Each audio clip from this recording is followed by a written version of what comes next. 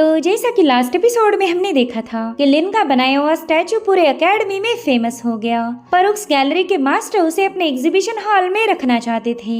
तो लिन भी इसके लिए राजी हो जाता है। साथ ही लिन को अपने घर जाना था, तो उसने 6 लेवल मेज का एग्जाम देने का फैसला लिया। लियान का भाई दीजिन भी एग्जाम देना चाहता था। उसने तो एक साथ ही 4 फैंटम बीस्ट को मार के एग्जाम को पास कर लिया। वहीं पर लिन ने 10 बीस्ट का मुकाबला किया था और उन्हें खत्म करने के बाद लिन अब अर्न्स्ट एकेडमी का एक नया टॉप जीनियस बन चुका है। अब आगे तो इस एपिसोड की शुरुआत में हमें होली चर्च ऑफ लाइट के लोग दिखाए गए जो कि लिन से मिलने पहुंच चुके थे। होली चर्च ऑफ लाइट का कार्डिनल लिन को समझाने लगा कि तुमने बहुत ही छोटी एज में इतनी बड़ी कामयाबी हासिल की, तुम अर्न्स्ट एकेडमी के एक टॉप जीनियस बन चुके हो और इसी वजह से हमारा चर्च ऑफ लाइट तुम्हें एक प्रीस्ट बनने का मौका दे रहा है। इतने छोटे बच्चे को एक प्रीस्ट बनाना ये अपने आप में एक बहुत बड़ी कामयाबी है। तुम्हारे पास बहुत ही स्पेशल टैलेंट है और इसी वजह से हम ये पोजीशन तुम्हें ऑफर कर रहे। तो कोई भी डिसीजन लेने से पहला मैं चाहता हूँ कि तुम इस ऑफर के बारे में केयरफुली कंसीडर करो। वेल, इस मीटिंग में डॉसन भी शामिल हुआ था और इन दोनों ने देखा कि वहाँ मौजूद लोगों के इरादे बिल्कुल भी नेक नहीं। एक बंदे ने तो जानबूझकर अपनी सोड को टेबल पर रख दिया था ताकि वो लिन पर अपना प्रेशर जमा सके। लिन को तो यकीन ही नहीं हो रहा था कि होली चर्च के लोग गुंडागर्दी पर उतर आए, इसलिए अब उसे हर एक बात सोच समझ कर बोलनी पड़ेगी। इसलिए वो कार्डिनल को बताने लगा कि सीनियर, आपका ये ऑफर सुनकर ही मैं चौंक गया हूँ। मैंने तो चर्च ऑफ लाइट का प्रीस्ट बनने के बारे में सपने में भी नहीं सोचा था और ये फैसला मेरी लाइफ पर भी काफी ज्यादा असर डालेगा, इसलिए मैं डिसीजन लेने से पहला सोचना चाहता हूँ। मुझे थोड़ा सा वक्त चाहिए। साथ ही लिन उस बंदे को देखने लगा जो कि अपनी तलवार लेकर लिन को मारने के लिए तैयार था। लिन सोच रहा था कि अगर मैंने इन लोगों को ना बोला तो आज मैं यहाँ से जिंदा बाहर नहीं जाने वाला। इनमें से एक भी बंदा कमजोर नहीं, ये सबके सब काफी ज्यादा पावरफुल है और मेरी वजह से बड़े भाई डॉसन की भी जान खतरे में पड़ जाएगी। तो लिन काफी सोच समझकर कार्डिनल से कहने लगा कि एक प्रीस्ट बनना बहुत बड़ी जिम्मेदारी है और मुझे नहीं लगता कि मैं उसके लिए तैयार हूँ, इसलिए मुझे थोड़ा सा वक्त चाहिए ताकि मैं एक सही डिसीजन ले सकूं। जिस पर कार्डिनल कह रहा था कि लिन ले, शायद तुम्हें अपॉर्चुनिटी को ग्रैब करना नहीं आता। एक टैलेंटेड बंदा वही होता है जो मौके का फायदा उठा सके और कुछ अपॉर्चुनिटीज ऐसी होती है जो 2 बार नहीं मिलती। आज तुम्हारे पास हमारे होली अलायंस को ज्वाइन करने का एक सुनहरा मौका है। क्या पता आज तुम इसके लिए मना करो और फिर दोबारा कभी तुम्हें कोई चांस ना मिले। होली अलायंस को ज्वाइन करके तुम्हारा फ्यूचर ब्राइट होगा, इसकी मैं तुम्हें गारंटी देता हूँ। इस तरह से तुम अपनी फैमिली को भी एक बेटर लाइफ दे सकते हो। मैंने सुना था तुम्हारी बरूच फैमिली पूरी तरह से डिक्लाइन हो गई, मगर हमारी होली अलायंस को ज्वाइन करने के बाद तुम्हारी बरूच फैमिली दोबारा से राइज होगी। ये बात मैं दावे के साथ कह सकता हूँ कि तुम्हारे फादर को तुम पर प्राउड होगा। आफ्टर ऑल तुम एक प्रीस्ट की पोजीशन को होल्ड करोगे, जो कि अपने आप में एक सम्मान की बात है। अब लिन तो कार्डिनल की सारी बातें सुनकर भी खामोश था। तो कार्डिनल के साथ जितने भी लोग आए थे वो फटाफट से अपने वेपन्स निकालने लगे। बस उन्होंने अपने वेपन्स लिन के सामने शो नहीं किए थे, हालांकि वो लिन को मारने के लिए पूरी तरह से तैयार है। वहीं पर लिन और डॉसन भी ये बात समझ गया कि उनकी जान अब खतरे में पड़ेगी। सारे पावरफुल वॉरियर्स के दरमियान वो लोग घिरे हुए थे, जिसके चलते इनकी लाइफ एंड डेथ लिन के हाँ या ना पर डिपेंड होगी। सब लिन भी अपना फैसला सुनाने के लिए तैयार हो गया। वो कह रहा था, सीनियर, मैं फेनलाई किंगडम में ही बड़ा हुआ हूँ, मेरा बचपन यहीं पर गुजरा, तो मैं ऑलरेडी इसी होली अलायंस का पार्ट हूँ। आपको तो पता ही होगा फेनलाई किंगडम का हर एक बंदा होली अलायंस का सपोर्टर है। हम लोग मास को ज्वाइन करके होली लाइट को रिस्पेक्ट देते हैं, इसलिए मैं आपसे वादा करता हूँ कि मैं आपकी होली अलायंस को कभी धोखा नहीं दूंगा। जिस पर कार्डिनल कहते हैं कि बच्चे, मुझे तुम्हारी बात समझ नहीं आ रही, तुम हमारे अलायंस को ज्वाइन करना चाहते हो या नहीं ये अभी तक क्लियर नहीं किया। जिस पर लिन कह रहा था कि मुझे थोड़ा सा वक्त चाहिए ताकि मैं अपने फादर के साथ इस बारे में बात कर सकूं। तब तक मैं आपसे एक वादा करता हूँ कि मैं किसी और फैक्शन को ज्वाइन नहीं करूंगा। वेल, कार्डिनल यहाँ पर लिन को काफी देर तक घूरता रहा। वो जानना चाहता था कि लिन उससे झूठ बोल रहा है या फिर सच बोल रहा, और फाइनली वो लिन से कहता है कि हाँ, ये डिसीजन काफी ज्यादा इम्पोर्टेंट है, तो इसे तुम्हारे फादर के साथ डिस्कस करना ही बेहतर होगा। खैर, मैं चाहता हूँ कि तुम जल्दी से जाकर अपने फादर के साथ ये सारा मामला डिस्कस करो। मुझे तुम्हारे जवाब का इंतजार रहेगा और हमारी होली अलायंस को पूरी उम्मीद उम्मीद है कि तुम्हारा जवाब हाँ में मिलेगा। इतना कहते साथ ही कार्डिनल तुरंत ही अपने चमचों के साथ वहाँ से रवाना हो गया। डॉसन कह रहा था, अरे बाप रे, इन लोगों ने तो मुझे थका दिया। मेरे भाई ये वाला डिस्कशन तो बहुत ही ज्यादा इंटेंस था। उतने में लिन वहाँ के पहरेदार को बताने लगा कि अब चाहे यहाँ पर 4 ग्रेट एम्पायर से कोई आए या फिर डार्क अलायंस से, किसी को भी एंट्री मत देना। मैं उनमें से किसी से भी मिलना नहीं चाहता। लिन को तो ये समझ नहीं आ रहा था कि उसकी कामयाबी उसी की दुश्मन कैसे बन गई। इधर होली अलायंस का एक बंदा अपने कार्डिनल से पूछने लगा कि मेरे लॉर्ड, क्या आपको उस बंदे की बातों पर भरोसा है? मुझे तो ऐसा लगता है कि उस बच्चे ने आपके सामने झूठ बोला। अगर उसे वाकई हमारे चर्च को ज्वाइन करना होता तो कब का ही डिसीजन ले लेता। जिस पर कार्डिनल कहता है कि चलो उम्मीद करो कि वो बच्चा सच बोल रहा, क्योंकि अगर उसने झूठ बोला तो फिर उस पर बहुत बड़ी मुसीबत आएगी। चाहे प्यार से हो या जबरदस्ती हो, उसे होली अलायंस का मेंबर तो बनना पड़ेगा। वहीं दूसरी तरफ डॉसन भी लिन के फैसले को सुनने के लिए बेकरार था। वो कहता है, भाई मुझे तो कुछ भी समझ नहीं आ रहा, वो लोग तो मानो तुम पर जबरदस्ती कर रहे थे। जिस पर लिन कह रहा था कि इस कॉन्टिनेंट में ढेर सारी पावरफुल अलायंसेस हैं, जिनकी आपस में तो बिल्कुल भी नहीं जमती। इसलिए हर एक अलायंस अब मुझे अप्रोच करने की कोशिश करेंगी ताकि मैं उन्हें ज्वाइन कर सकूं। होली अलायंस के साथ वैसे तो मेरी कोई दुश्मनी नहीं, मगर फिर भी वो लोग मुझे मारने के इरादे से आए थे। वो चाहते हैं कि मैं उन्हें ज्वाइन करूं, और अगर मैंने उन्हें ज्वाइन नहीं किया तो मुझे किसी और को भी ज्वाइन नहीं करने देंगे, क्योंकि इससे उनका दुश्मन पावरफुल बनेगा और ऐसा वो किसी भी कीमत पर होने नहीं देना चाहते। उस मीटिंग के दौरान अगर मेरे मुंह से एक भी गलत लफ्ज निकलता तो बंदा मुझे ऑन द स्पॉट खत्म करवा देता। इनफैक्ट मेरे साथ साथ बड़े भाई डॉसन की भी जान खतरे में पड़ जाती। वेल, ये सारी बातें सुनकर डॉसन को भी होली अलायंस पर काफी ज्यादा गुस्सा आ रहा था। वैसे तो ये अलायंस राइचस होने का दावा करती थी, मगर किसी को बुली करने में ये भी पीछे नहीं हटती। तभी लिन उसे बताता है कि जब तक मैं किसी को ज्वाइन ना करूं तब तक ही मैं सेफ हूँ। जिस पर डॉसन कहता है, भाई दूसरों को लगता होगा कि तुम अब काफी ज्यादा कामयाब बन गए, तुम तो तरक्की की चोटी पर हो, मगर असल में तो तुम एक आग के दरिया में फंस चुके हो। तुम्हारे आगे कुआं और पीछे खाई है। जिस पर रेनॉल्ड कहने लगा कि काश लिन के पावरफुल बनने की खबर इतनी तेजी के साथ ना फैलती। और उतने में लिन के दिमाग में एक आइडिया आई। वो बता रहा था कि ये लोग मुझे इसलिए सप्रेस करना चाहते क्योंकि मेरी बरूच फैमिली पहले जैसी पावरफुल नहीं रही, लेकिन उन्हें ये नहीं पता कि मैंने अपनी ड्रैगन ब्लड लाइन को अवेकन किया है। इसके साथ अगर मुझे मेरी फैमिली की ब्लेड रिपर मिल जाए तो मजा आ जाएगा। वो तलवार हमारी फैमिली की लेगेसी है, उसे मिलते साथ ही हमारी बरूच फैमिली दोबारा से राइज हो जाएगी। एक बार बरूच फैमिली राइज हो जाए फिर मेरा नाम पूरे कॉन्टिनेंट में फैल जाएगा, और फिर कोई अलायंस चाहे कितनी ही पावरफुल क्यों ना हो, मेरी बरूच फैमिली से तो पंगे नहीं ले सकती। इस तरह से मैं सेफ हो जाऊंगा। तभी डॉसन उसे बताने लगा कि हमारे यूलान कॉन्टिनेंट में 3 मर्चेंट की एसोसिएशन काफी ज्यादा फेमस हैं, और उन 3 में से एक एसोसिएशन मेरी डॉसन फैमिली से बिलोंग करती है। अगर तुम चाहो तो उसे भी ज्वाइन कर सकते हो। अगर तुमने ऐसा किया तो मैं हर साल तुम्हें 100 मिलियन गोल्ड कॉइन्स देने के लिए तैयार हूँ। इतनी बड़ी कीमत सुनकर तो लिन के बाकी के दोस्त काफी ज्यादा अमेज हो गए। वो कहते हैं कि हमारा भाई डॉसन तो वाकई काफी बड़ा रईस निकला।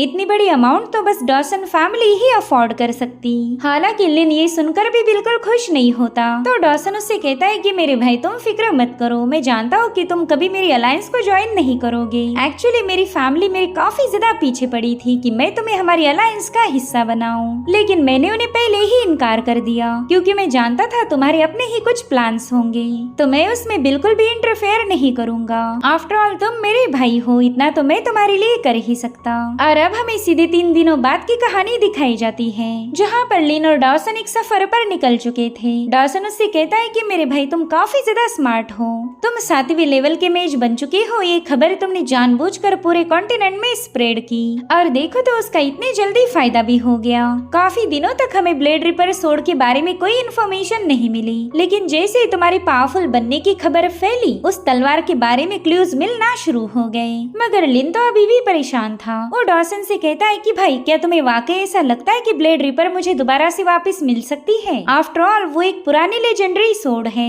कोई उसे बेवजह तो गिव अप नहीं करेगा। तो डॉसन उससे कहता है कि मेरे भाई इस दुनिया में ऐसी कोई चीज नहीं जिसकी कोई कीमत ना हो। ब्लेड रिपर जिसके पास है वो उसे सेल करने की कोशिश जरूर करेगा, और वो चाहे कितनी ही बड़ी अमाउंट क्यों ना बताए, मैं उसे पे करने के लिए तैयार हूँ। दरअसल ब्लेड रिपर फिलहाल लूकस फैमिली के एक बहुत ही जिद्दी बुड्ढे के पास है। इतना तो मैं भी जानता हूँ कि उस बुड्ढे को तलवार को सेल करने में कन्विंस करना थोड़ा सा मुश्किल होगा, क्योंकि पहले भी ब्लेड रिपर को खरीदने की कई सारे लोगों ने कोशिशें की थी, मगर कोई भी उस बुड्ढे को कन्विंस नहीं कर पाया। मगर तुम इसकी फिक्र नहीं करो, हम जरूर से उसे मना लेंगे। और तभी लिन ने देखा कि बेबी काफी अजीब सी हरकतें कर रहा। दरअसल बेबी को वहाँ पर किसी और का भी प्रेजेंस महसूस हुआ था और उतने में एक झटके के साथ इनकी कैरेज अपने आप रुक जाती है। ये देखकर ही लिन और डॉसन थोड़े से पैनिक हो गए। ये लोग तुरंत ही समझ गए थे कि किसी दुश्मन ने इनकी कैरेज को ब्लॉक किया है। साथ ही उन्हें एक बंदे की आवाज आई जो कि कह रहा था कि लिनले और young master Dawson please carriage से नीचे उतर जाओ। लिन डॉसन को बताने लगा कि ये बंदा चाहे कोई भी क्यों न रहे, ये हमारी पावर्स को सरपास कर चुका है। अरे अब इन दोनों के पास कोई ऑप्शन नहीं था, इसलिए फटाफट से कैरेज से नीचे आ गए। लिन ने देखा कि कैरेज के साथ जितने भी सिपाही थे वो सब के सब मारे जा चुके हैं। उतने में 3 बंदे इन दोनों के सामने अपीयर हो गए। उनमें से एक बंदा अपने साथियों से कहने लगा कि अरे तुमने तो डॉसन फैमिली के बंदों का खून किया है। इससे तो यंग मास्टर डॉसन को काफी ज्यादा गुस्सा आएगा। और तभी उनमें से एक बंदे ने जाकर सीधे डॉसन को बेहोश कर दिया। अब ये देखते साथ ही लिन ने तुरंत ही उस बंदे के सामने सबमिट किया, क्योंकि वो जानता था कि इससे फाइट करने से कोई फायदा नहीं मिलने वाला, उल्टा ये लोग डॉसन को भी खत्म कर देंगे। साथ ही वो बंदा लिन से कह रहा था कि हम तुम्हें कोई नुकसान नहीं पहुंचाना चाहते, हम तो बस तुम्हें यहाँ पर इनवाइट करने आए हैं ताकि तुम हमारे लीडर के साथ बात कर सको। हाँ, मैं ये बात मानता हूँ कि इनवाइट करने का हमारा ये तरीका थोड़ा सा अजीब था, मगर कभी कभार हमें अजीब तरीकों का ही इस्तेमाल करना पड़ता। जिस पर लिन कहता है कि मैं तुम्हारे साथ आने के लिए तैयार हूँ, लेकिन पहला मुझसे वादा करो कि तुम मेरे भाई को कोई नुकसान नहीं पहुँचाओगे। तो बंदा उससे कह रहा था ऑफ कोर्स हमारी डॉसन के साथ कोई दुश्मनी नहीं। तो लिन भी उन बंदों के साथ तुरंत ही वहाँ से निकल पड़ा। अब उनके वहाँ से जाते साथ ही एक और शख्स वहाँ पर पहुँच गया। उसने तुरंत ही अपने फ्लूट को प्ले करते हुए एक परिंदे को फॉर्म कर लिया, जो कि उसके दूसरे साथियों को खबर देने के लिए वहाँ से निकल चुका था। उसी जंगल में हम 2 मास्टर्स को देख पाते हैं, जो कि उस परिंदे को देखते साथ ही एक डायरेक्शन में रवाना हो गए। दरअसल ये सभी लोग लिन पर नजर रखे हुए थे। इन्हें लिन को सेफ भी रखना था और साथ ही इस बात का भी ख्याल रखना है कि लिन किसी और फैक्शन को ज्वाइन न कर ले। वहीं दूसरी तरफ लिन उन असासिन्स के साथ निकल चुका था। वो बंदा उससे कहता है कि तुम तो काफी ज्यादा समझदार हो जो इतनी आसानी से हमारी बात मान गए, लेकिन बेबी का तो कुछ अलग ही प्लान था। वो लिन को धीरे से बताने लगा कि इस बंदे की जो 2 चमचे हैं वो इतने ज्यादा पावरफुल नहीं, मैं तो इन्हें आसानी से मार सकता हूँ, बस आप ऑर्डर दो, मैं अभी इन्हें निपटा देता हूँ। जिस पर लिन कह रहा था बेबी कोई गड़बड़ी मत करना, हम जिस बंदे के साथ जा रहे वो 9वीं रैंकिंग का वॉरियर है, मैं चाहकर भी इसे हरा नहीं पाऊंगा, इसलिए फाइट बैक करने का ख्याल भी अपने दिमाग से निकाल देना। साथ ही साथ लिन को मास्टर डिलॉन की आवाज आई। वो लिन को बता रहे थे कि इन बंदों की ऑरा से ही पता चल रहा कि ये लोग डार्क चर्च से बिलोंग करते हैं। मेरे ख्याल से डार्क चर्च भी तुम्हें अपने फैक्शन में ज्वाइन करवाना चाहता, मगर उतने में इनके सामने डिवाइन पावर हिट हो गई। डार्क चर्च का बंदा कह रहा था कि तुम जो कोई भी हो जल्दी से मेरे सामने आ जाओ, मुझे छुपकर हमला करने वाले लोग पसंद नहीं आते।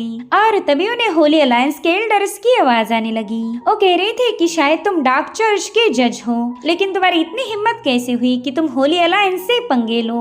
लिनले बरूज हमारी किंगडम का सिटीजन है, इसलिए तुम उस बच्चे पर कोई जबरदस्ती नहीं कर सकते। और इतना कहते साथ ही वो दोनों मास्टर्स इनके सामने अपीयर हो गए। जुदे को बंदा कह रहा था कि अरे यहाँ पर तो होली अलायंस के वाइस चीफ खुद आए हैं, इनफैक्ट ये तो अपने साथ एसेटिक मॉन्क को भी लेके आए हैं। इससे तो एक ही बात साबित होती कि लिनले बरूज तुम्हारे लिए काफी ज्यादा खास है, वरना तो होली अलायंस कभी किसी को प्रोटेक्ट करने में इतनी मेहनत नहीं करती। और इतना कहते साथ ही उस बंदे ने अपने डैगर्स का इस्तेमाल करते हुए उन दोनों एल्डर्स पर हमला कर दिया।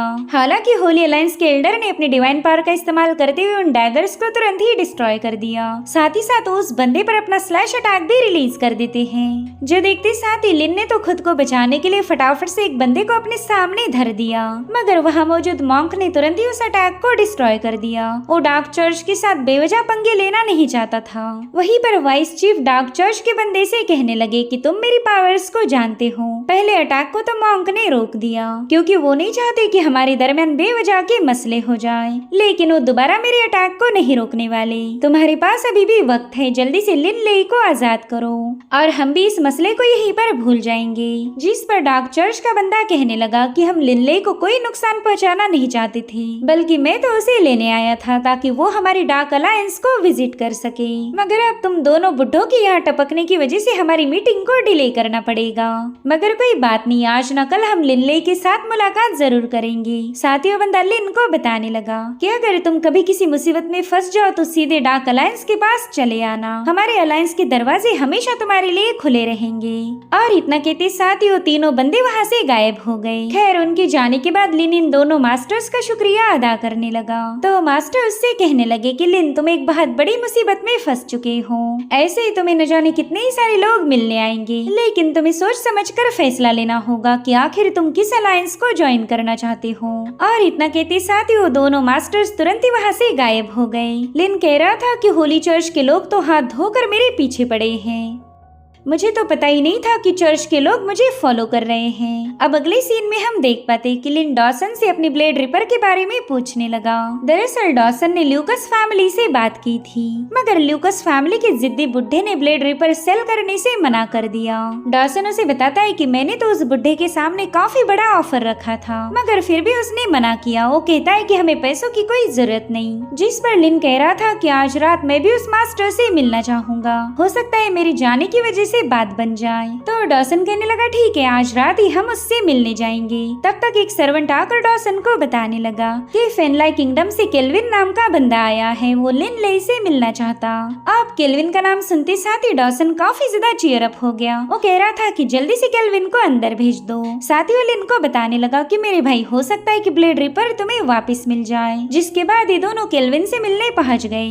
केल्विन तो वहाँ आते साथ ही लिनले से कहने लगा कि तुमसे मिलकर मुझे काफी ज्यादा खुशी हुई। दरअसल मैं राजा के कहने पर यहाँ आया हूँ। दरअसल हमारे राजा की ख्वाहिश है कि आप फेनलाई किंगडम के रॉयल कोर्ट को ज्वाइन करो। आपके लिए रॉयल मैजिशियन की पोजीशन ऑफर की जा रही। तो डॉसन उस बंदे को बताने लगा कि हमारा लिनले काफी ज्यादा स्पेशल है। कुछ दिनों पहले ही चर्च ऑफ लाइट के कार्डिनल खुद लिनले से मिलने आए थे और उन्होंने मेरे भाई को काफी बेहतरीन सा ऑफर दिया। इनफैक्ट तुम्हारा ऑफर तो उसके सामने कुछ भी नहीं। दरअसल डॉसन एक बिजनेसमैन था, उसे पता है कि डील कैसे की जाए। तो केल्विन कहने लगा कि ये सारी टर्म्स तो बाद में भी डिस्कस की जाती। दरअसल हमारे राजा चाहते हैं कि लिनले फेनलाई किंगडम से बाहर ना जाए। वो एक टैलेंटेड बंदे को खोना नहीं चाहते। उतने में लिन केल्विन से पूछने लगा कि मेरे भाई, क्या तुम ल्यूकस फैमिली से हो? जिस पर केल्विन कह रहा था हाँ बिल्कुल, ल्यूकस फैमिली के हेड मेरे अंकल हैं। जिस पर लिन कह रहा था कि फिर तो तुम ये बात जानते ही होंगे कि हमारी बरूच फैमिली की लेगेसी ब्लेड रिपर तलवार तुम्हारी फैमिली के पास है। तो मैं ब्लेड रिपर तलवार को दोबारा से वापिस लाना चाहता हूँ। अब ये सुनते साथ ही केल्विन काफी ज्यादा शॉक हो गया। वो कह रहा था क्या वाकई ब्लेड रिपर तुम्हारी फैमिली की तलवार है? मैंने सुना था कि ब्लेड रिपर तलवार इस दुनिया के सबसे पहले ड्रैगन ब्लड वॉरियर से बिलोंग करती थी, यानी कि तुम उसी वॉरियर के डिसेंडेंट हो। और अब अगले सीन में हम देख पाते हैं कि केल्विन इन दोनों को लेकर अपने अंकल के पास पहुंच चुका है, जिन्हें मार्क्विस जेब के नाम से जाना जाता था। वैसे तो मार्क्विस लिन से बिल्कुल मिलना नहीं चाहते, मगर उन्हें केल्विन के सामने झुकना पड़ा। साथ ही साथ वो लिन को बताने लगे कि ये तलवार न जाने कितने ही सालों से मेरे पास है। सच बताओ तो मैं इससे अलग होना नहीं चाहता। वहीं पर लिन अपने फैमिली की लेगेसी द ब्लेड रिपर को काफी केयरफुली ऑब्जर्व कर रहा था। ये सोड एक जमाने में बरूच फैमिली की शान हुआ करती थी, मगर फिर बरूच फैमिली के ही किसी अय्याश बंदे ने इसे सेल करवा दिया। साथ ही लिन के फादर ने उसे बताया था कि ये तलवार उनके लिए काफी ज्यादा इम्पोर्टेंट है। उन्होंने लिन से कहा था कि तुम्हें कुछ भी करके ब्लेड रिपर को वापस लाना पड़ेगा। अगर तुम इसमें फेल हो गए तो मौत के बाद मैं हमारे एंसेस्टर को मुंह दिखाने के लायक नहीं बचूंगा। तो उसी दिन लिन ने फैसला लिया था कि वो ब्लेड रिपर को दोबारा से हासिल जरूर करेगा। तो मार्क्विस को बताने लगा कि ये हमारी बरूच फैमिली की लेगेसी है, ये हमारे फैमिली के पहले ड्रैगन ब्लड वॉरियर का वेपन है। तो इसी वजह से मैं इस लेगेसी को दोबारा से फैमिली में वापस ले जाना चाहता हूँ। मुझे पूरी उम्मीद है कि आप मेरी बातों को समझकर ये तलवार मेरे हवाले करोगे। आफ्टर ऑल ये हमारे फैमिली के हेयरलूम का सवाल है। जिस पर मार्क्विस कह रही थी, बच्चे मैं तुम्हारी जज्बातों को समझ सकता हूँ, मगर तुम्हें भी ये बात समझनी होगी कि ब्लेड रिपर एक बहुत ही वैल्यूएबल पीस है। एक बंदे ने तो इसे खरीदने के लिए 1 मिलियन गोल्ड कॉइन्स का ऑफर दिया था, लेकिन इतने बड़े ऑफर के बावजूद भी मैं इस तलवार को सेल नहीं कर पाया। वहीं पर केल्विन अपने अंकल को समझाने की कोशिश कर रहा था, लेकिन मार्कस उसकी नहीं सुनते। तभी लिन कहने लगा कि आपने मेरी ब्लेड रिपर को हासिल करने के लिए बहुत बड़ी कीमत अदा की थी, तो आज मैं अपनी तलवार को दोबारा से खरीदने आया हूँ। और हाँ, मैं आपको वो कीमत दूंगा जिसमें आपको भी सेटिस्फेक्शन मिले। जिस पर मार्कस कहने लगा कि लिनले, तुम एक काफी पावरफुल बंदे हो, पूरे कॉन्टिनेंट में तुम फेमस हो गए, मगर फिर भी तुमने केल्विन को काफी अच्छे से ट्रीट किया और इसके लिए मैं तुम्हारा शुक्रगुजार हूँ। लेकिन अगर बात ब्लेड रिपर की जाए तो इस तलवार का मामला थोड़ा सा अलग है। वैसे तो मैं इसे सेल करना नहीं चाहता, लेकिन ये तुम्हारी फैमिली का इनहेरिटेंस है और इसी वजह से मैं चाहता हूँ कि तुम मुझे 2 मिलियन गोल्ड कॉइन्स पे करो, उसके बाद ही तलवार तुम्हारी हो जाएगी। अभी सुनते साथ ही केल्विन अपने अंकल से कहने लगा कि ये तो बहुत बड़ी कीमत है, क्या आप इसे थोड़ा सा कम नहीं कर सकते? मगर लिन तो 2 मिलियन पे करने के लिए तुरंत ही तैयार हो गया। वो कह रहा था कि मैं जल्दी 2 मिलियन गोल्ड कॉइन्स लेकर आपके सामने हाजिर हो जाऊंगा। इतना कहते साथ ही लिन और डॉसन वहाँ से रवाना हो गए। वहीं पर मार्कस उस ब्लेड को छूते हुए कहने लगे कि फाइनली हमारे अलग होने का वक्त आ ही गया। मैं तुम्हें काफी ज्यादा मिस करूंगा, लेकिन अब तुम बरूच फैमिली की अमानत हो। इतने सालों बाद बरूच फैमिली दोबारा से राइज होने की कगार पर है। जाहिर सी बात है कि वो अपनी लेगेसी को क्लेम जरूर करेंगे। वहीं दूसरी तरफ डॉसन लिन से कहने लगा कि मेरे भाई तुम फिक्र मत करो, मैं कल ही उनके मेंशन में 2 मिलियन गोल्ड कॉइन्स डिलीवर करवा दूंगा और कल ही ब्लेड रिपर तुम्हारे हाथ में होगी। जिस पर लिन कहता है, बड़े भाई मैं तुम्हारी इस हेल्प को काफी ज्यादा अप्रिशिएट करता हूँ, लेकिन ब्लेड रिपर मैं अपने खुद की कमाई से खरीदना चाहूंगा। तुमने ऑलरेडी मुझ पर ढेर सारा पैसा खर्च किया, इसलिए मैं तुम्हें और तकलीफ देना नहीं चाहता। बस इस ब्लेड रिपर को तुम मुझे खरीदने दो। अभी सीन यहीं पर कट होकर हमें परुक्स गैलरी के एग्जीबिशन हॉल का सीन दिखाया गया, जहाँ पर कालान अपनी होने वाली वाइफ एलिस के साथ पहुंच चुका था। कालान एलिस को बता रहा था कि हमारी एंगेजमेंट की डेट अब फिक्स हो गई, 18 जून को हम दोनों की सगाई हो जाएगी और शादी की डेट फिक्स होगी अगले साल की यूलान फेस्टिवल में। मगर एलिस इस पर कोई जवाब नहीं देती। कालान उससे कह रहा था कि हाल ही में मैंने एक स्कल्पचर के काफी सारे चर्चे सुने। लोगों का मानना है कि उस मूर्ति जैसी खूबसूरत लड़की कोई और हो ही नहीं सकती, मगर जहाँ तक मैं जानता हूँ तुम्हारी खूबसूरती के सामने वो स्टैचू कुछ भी नहीं। और अब फाइनली ये दोनों लिन ने बनाए हुए स्टैचू के सामने पहुंच गए। उसे देखते साथ ही कालान का मुंह तो खुला के खुला रह गया। वहीं पर एलिस की आंखों से आंसू बहने लगे। वो तुरंत ही समझ गई थी कि ये तो उसी का स्टैचू है जिसे अलग अलग तरह से स्टोन में कैद किया गया। इस मूर्ति को देखते साथ ही कालान के गुस्से का बांध टूट गया। वो कह रहा था कि उस लिन की इतनी हिम्मत कैसे हुई कि वो तुम्हारा स्टैचू बना दे।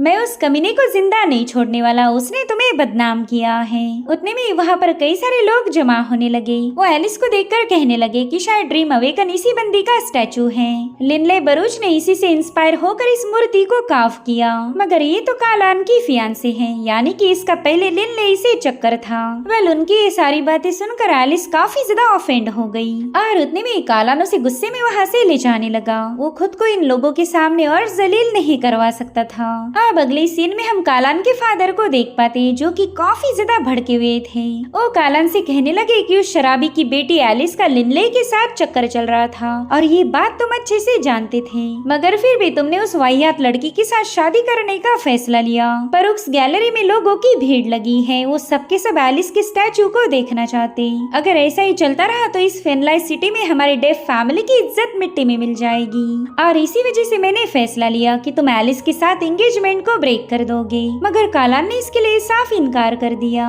वो कह रहा था, फादर मैं एलिस के साथ रिश्ता नहीं तोड़ सकता, आफ्टर ऑल इसमें उसकी कोई गलती नहीं थी, इस सब का जिम्मेदार तो लिनले ही है। और वैसे भी अभी तक नोबल फैमिलीज ने उस स्टैचू को नहीं देखा। ऑक्शन के दिन ही उस स्टैचू को रिवील किया जाएगा, तो क्यों ना तब तक हम उस स्टैचू को ही डिस्ट्रॉय कर दे। वहीं पर कालान का बाप गुस्से में कहने लगा कि लिनले बरूच मैं तुझे जिंदा नहीं छोड़ूंगा। और इसी के साथ एपिसोड यहीं पर एंड हो जाता है। Thank you so much for watching. Bye bye, take care.